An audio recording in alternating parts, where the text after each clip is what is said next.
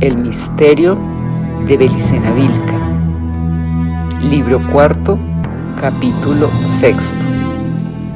Al día siguiente de aquel en el que terminó de leer la carta a las 21:30 horas, tío Kurt se instaló en un cómodo sillón hamaca junto a mi cama y luego de permanecer pensativo unos minutos, comenzó a narrarme su vida. Tal como te ocurre ahora a ti, una serie de extrañas coincidencias influyeron de manera determinante en los primeros años de mi vida. Para apreciar con mayor perspectiva esta aseveración, debo comenzar el relato muchos años antes de mi nacimiento, en el momento preciso en que mi padre, el barón Reinaldo von Suberman, viene al mundo, es decir, en el año 1894, en la ciudad de El Cairo, Egipto. Ese mismo año, en Alejandría, a 130 kilómetros de El Cairo, nace también una persona que sería en mi vida más importante que ninguna otra. Me refiero a Rudolf Hess, cuyo natalicio ocurrió el 26 de abril de 1894. A pesar de las distancias entre ambas ciudades, mi padre y Rudolf Hess pronto se conocieron, pues los padres de Hess enviaron a este a estudiar al Liceo Francés de El Cairo, la escuela a la que concurría papá desde los 6 hasta los 12 años. Compañeros de la infancia, estaban unidos por una tierna amistad que se consolidó con los años. Al finalizar los estudios primarios, tal como hacían muchos germanos acomodados con sus hijos, los dos fueron internados en el Evangelische Pädagogium de Godesberg am Rhein, ciudad distante 10 kilómetros de Bonn. Cuando ambos tenían 16 años, es decir, en 1910, se separan para seguir distintas carreras. Papá se matricula para el Instituto Politécnico de Berlín en la carrera de Ingeniería Industrial. Rudolf Hess viaja a Suiza a la École Supérieure du Commerce en Neuchâtel por imposición de su padre, rico exportador de Alejandría, quien deseaba iniciar al joven en el mundo del comercio. La intención de Rudolf era, dentro de lo posible, cursar el doctorado en matemáticas. La guerra de 1914 arruina todos los planes. Papá es reclamado por mi familia a El Cairo, a donde regresa cuando estalla el conflicto y permanece allí definitivamente, pues al hacerse cargo del ingenio azucarero, no podrá ya concluir sus estudios. Rudolf Hess, que solo permaneció un año en Suiza, se hallaba en Hamburgo perfeccionándose en comercio exterior y no vaciló en alistarse en el primer regimiento de infantería de Baviera. Fue herido 2 veces, en 1916 y 1917, recibiendo la Cruz de Hierro por actos de heroísmo. En 1918 ingresa al recién formado Cuerpo Imperial del Aire, siendo instituido como piloto calificado, pero sin intervenir en combates aéreos, pues en noviembre de 1918 se firma el armisticio y es desmovilizado. Vuelve a Egipto portador de una doble tristeza. Alemania, derrotada, es despedazada por el Tratado de Versalles y sus padres han muerto durante la guerra. Los negocios familiares son atendidos por sus hermanos, el mayor, Alfred, que es contador, y una hermana casada. Él no desea ocuparse del comercio, y así lo hace saber. Piensa retornar a Alemania para estudiar, no ya matemáticas, sino historia o filosofía. El tiempo que pasa en Egipto lo dedica a buscar respuestas para tanta desdicha. Respuestas que solo pueden dar los iniciados de las grandes sectas islámicas o gnósticas de las que Alejandría en particular y Egipto en general es fértil semillero. Pero dejaré para otro día el relato de la corriente esotérica en la cual Rudolf Hess iba a ingresar en esos días de 1919 en Egipto, que lo llevaría junto a Adolf Hitler en 1920 y a Inglaterra en 1941. Continuaré con el desarrollo cronológico de los principales hechos que interesan a la historia y luego analizaremos estas cosas. Tío Kurt era por lo visto un narrador preciso que sabía lo que quería decir y no se apartaba de ello. Me daba cuenta que pasarían varios días hasta que completara sus recuerdos y esa perspectiva me regocijaba. En febrero de 1919, continuaba imperturbable tío Kurt, Rudolf Hess viajó a El Cairo para visitar a papá y a otro amigo, Omar Nautais. Se encontraron por primera vez luego de 6 años con la siguiente alegría mutua y de mi madre, que también conocía a Rudolf de la niñez. Papá se había casado en 1917 y el 17 de noviembre de 1918 nací yo, por lo que en esa fecha, febrero de 1919, contaba con 3 meses de vida. Como aún no me habían bautizado, papá pidió a Rudolf que fuera mi padrino, a lo que éste accedió gustoso, pues amaba mucho a mis padres y deseaba brindarles una muestra de su afecto. La ceremonia se llevó a cabo en la iglesia luterana de El Cairo, una fresca mañana de febrero de 1919, el día 17, para ser exacto. Aquí tienes, Nefe, una primera coincidencia, decía tío Kurt en tono reflexivo, pues ese joven héroe de guerra de 25 años que me tomaba en sus brazos sería 15 años más tarde ministro de Estado de Alemania y el hombre de confianza del canciller Adolf Hitler, su lugarteniente. En Egipto, como en todos los países extranjeros, la comunidad germana organizó para el entrenamiento de sus niños las Hitlerjugend, juventudes hitlerianas con la supervisión velada de los agregados militares a la embajada alemana. Dentro de este movimiento figuraba un grupo junior llamado Jungbock, que traduce niños del pueblo, para niños de 10 a 15 años, al que ingresé a los 10 años cuando aún cursaba los estudios primarios en el Colegio Alemán de El Cairo. Egresé en 1932 y papá decidió enviarme a Alemania para seguir estudios superiores. Contaba con 14 años y ostentaba el título de Feinleinführer en la Hitlerjugend. Al año siguiente, en julio de 1933, partimos de Alejandría en un barco mercante que con pocas escalas iba directamente a Venecia. De allí seguiríamos en tren a Berlín.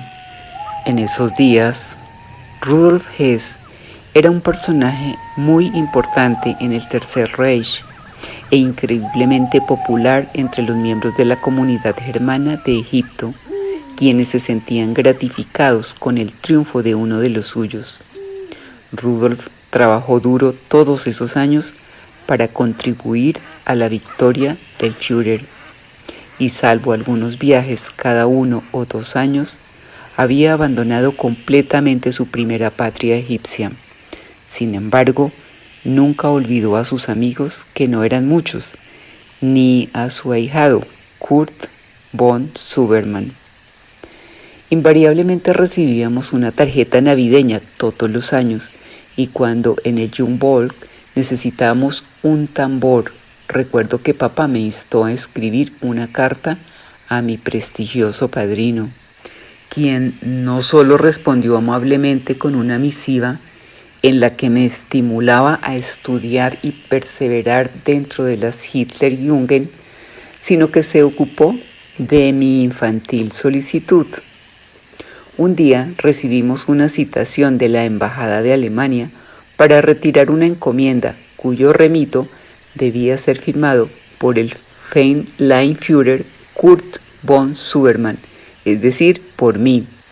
Era el tambor oficial de las Hitlerjugend, pintado con flamas negras y blancas, una runa Sig del antiguo alfabeto germano Futhark con forma de rayo. La Hitlerjugend utilizaba una runa Sig, pero la Schutzstaffel estaba autorizada para emplear 2 Sig.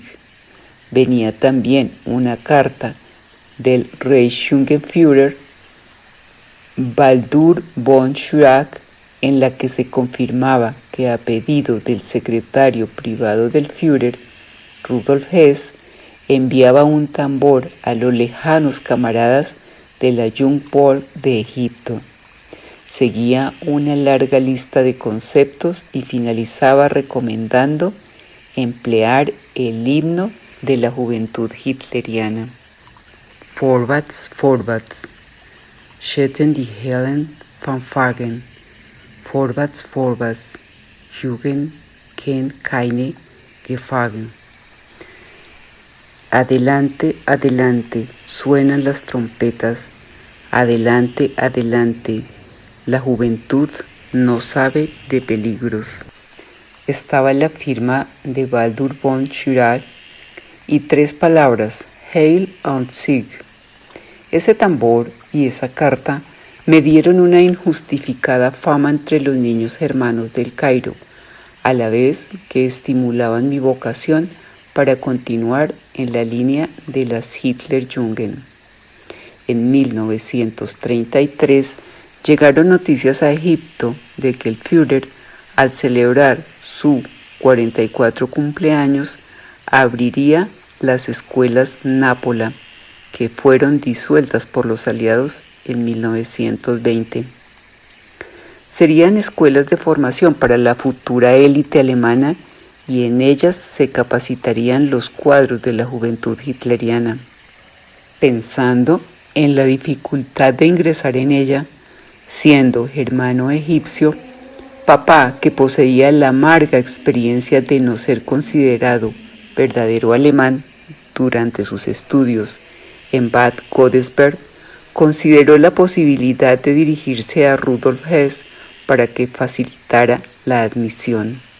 Para ello, antes de partir le envió una carta solicitándole una entrevista e informándole la fecha aproximada de nuestra llegada a Europa.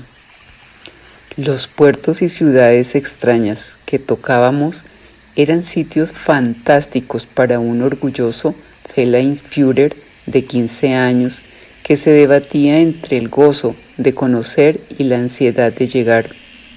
Llegar, sí, porque lo maravilloso era el destino final del viaje mágico, Alemania. Me miras con incredulidad, Nef, se disculpaba tío Kurt, y te comprendo. Es difícil entender lo que sentíamos en esos días los jóvenes hermanos, aún extranjeros como yo.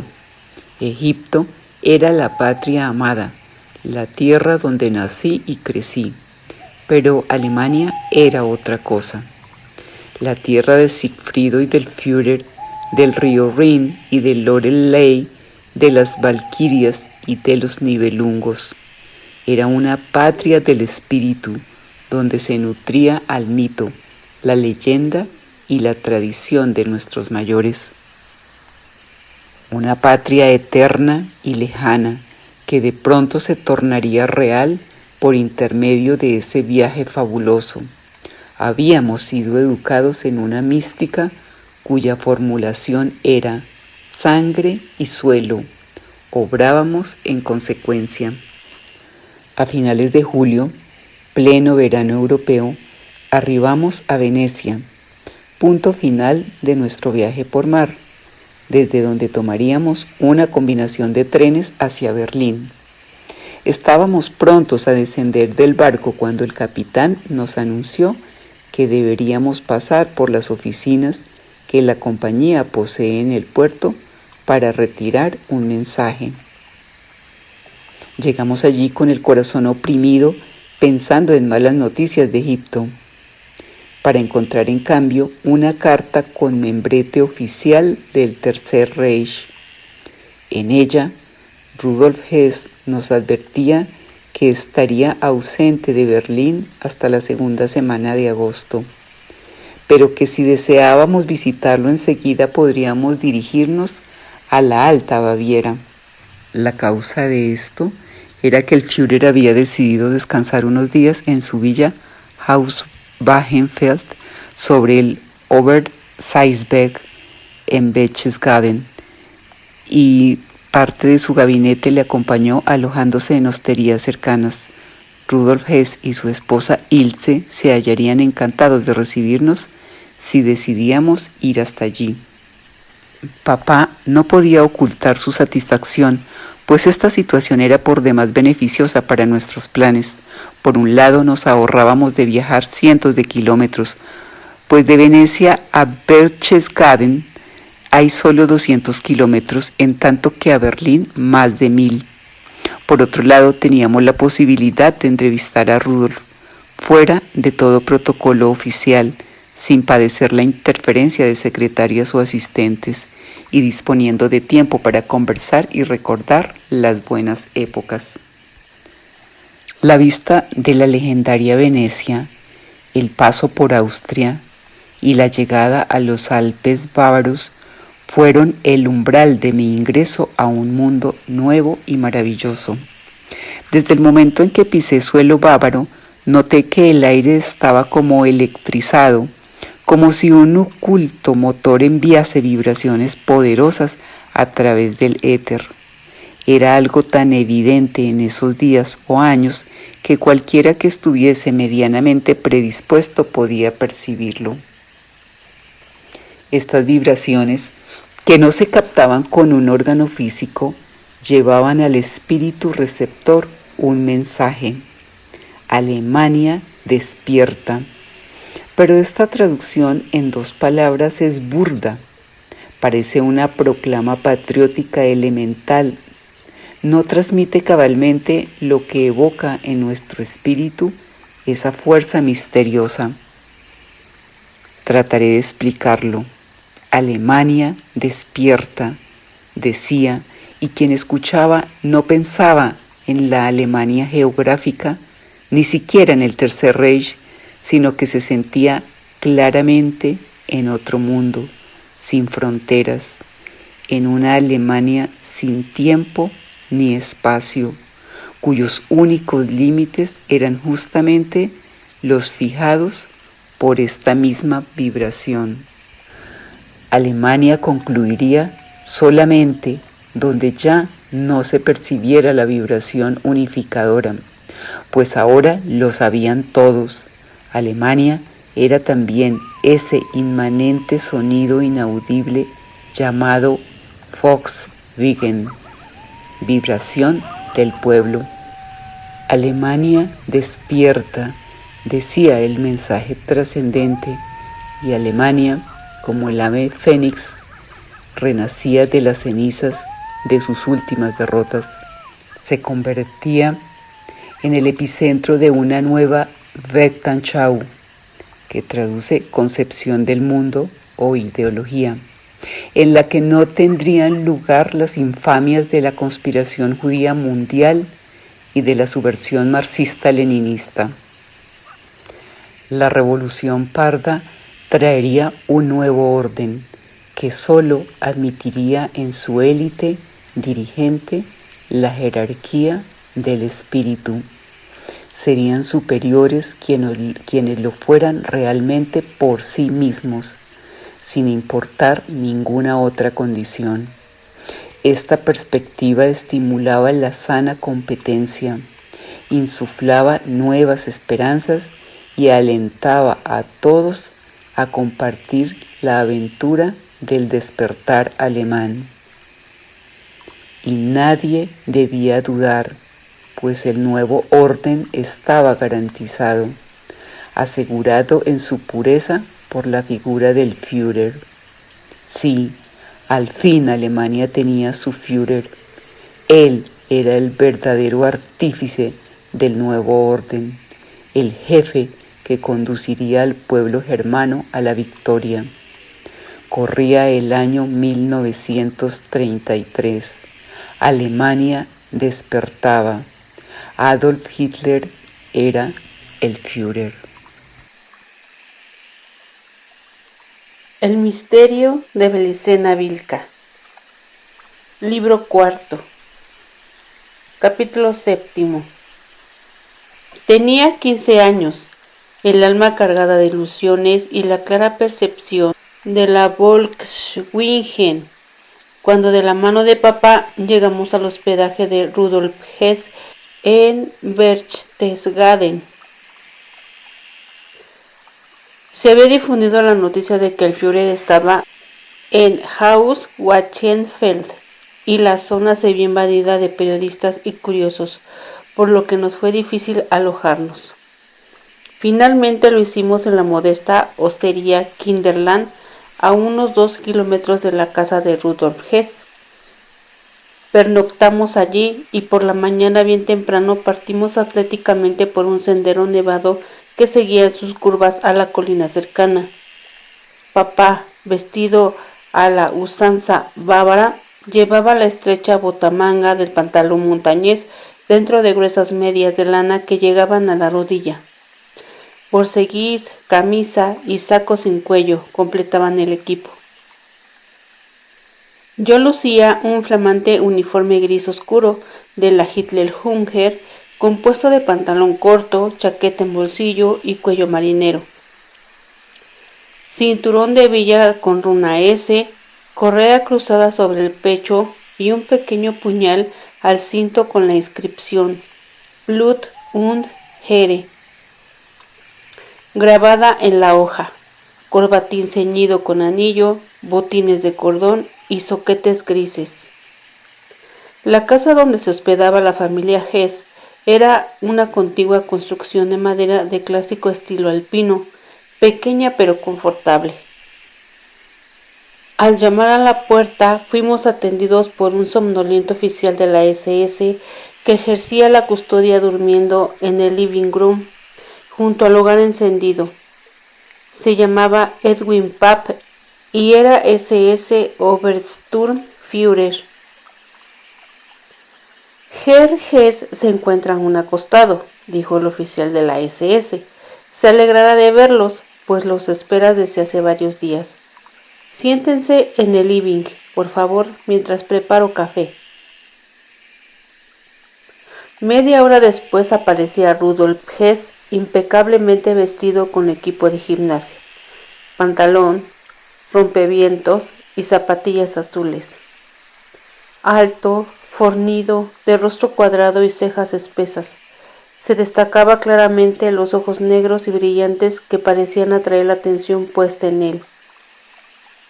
Apenas sonriente se detuvo un momento a mirar a papá y luego se confundieron en un abrazo que arrancó en ambos exclamaciones de alegría y espontáneas carcajadas.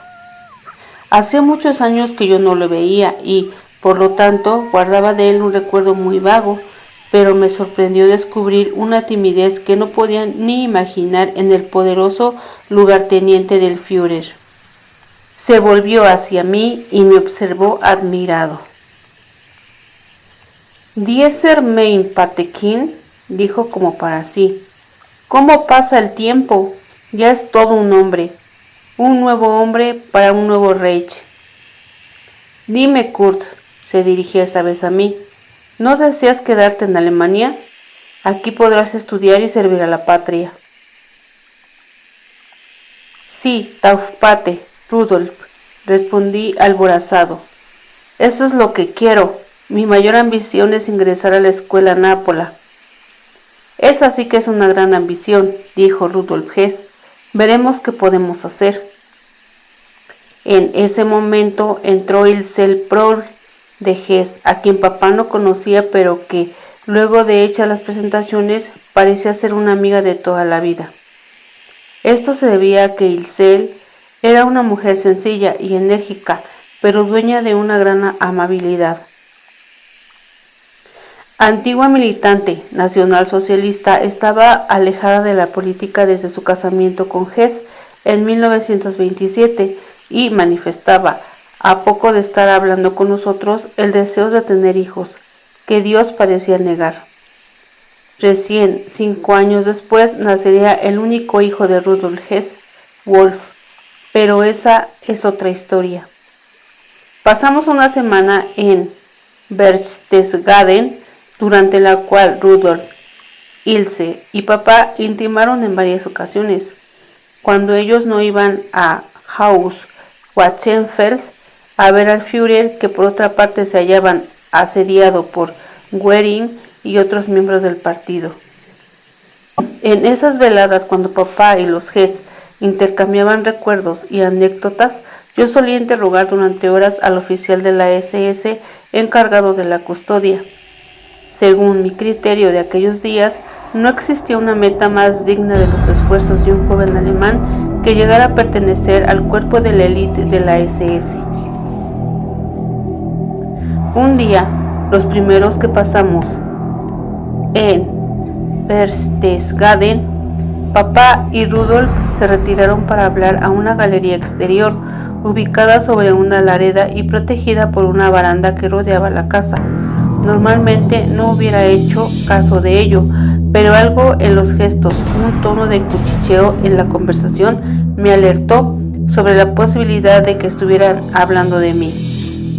Pensé que se referían al ingreso a la escuela Nápola y una ansiedad creciente me ganó, no pudiendo resistir la tentación. Delito imperdonable, diría mi padre. Hice algo repudiable. Los espié. Disimulando estar parado contra una ventana que se abría en las proximidades de papá y Rudolf Hess, traté de escuchar su conversación, que efectivamente se desenvolvía en torno al tema de mi persona, pero no versaba sobre el ingreso a la escuela Nápola, sino sobre una cuestión que me llenó de estupor. «¿Puedes dejarme a cura entonces?», decía Rudolf. «¿Le hablaste del signo?». «No lo creí conveniente», respondió papá. «Además, no sabría explicarle con la suficiente profundidad ese misterio. Tú sabes más que yo de estas cosas. Eres el más indicado para hablar con él». Movía la cabeza afirmativamente Rudolf Hess, mientras en su rostro se mantenía esbozada una sonrisa tímida tan característica de su persona. «Esperemos unos años», dijo Rudolf Hess, «si es que Kurt no pregunta antes». «¿Nunca has sospechado nada? ¿No has sido protagonista de algún suceso anormal?» «No, Rudolf, salvo el asunto de los ofitas, que ya te conté en mis cartas. No le ocurrió nada extraño después, e incluso parece haberlo olvidado, o por lo menos el recuerdo no le afecta». En ese punto de la conversación entre Rudolf Hess y mi padre, poco era lo que yo entendía, pero al mencionar a los ofitas, un increíble episodio de la niñez vino a mi memoria instantáneamente. Cuando tenía unos 10 u 11 años fui víctima de un secuestro. No era un secuestro criminal con el fin de cobrar rescate, sino un rapto perpetrado por fanáticos de la orden Ofita que solo duró unas horas hasta que la policía, merced a los datos que aportó un soplón profesional, pudo desbaratarlo.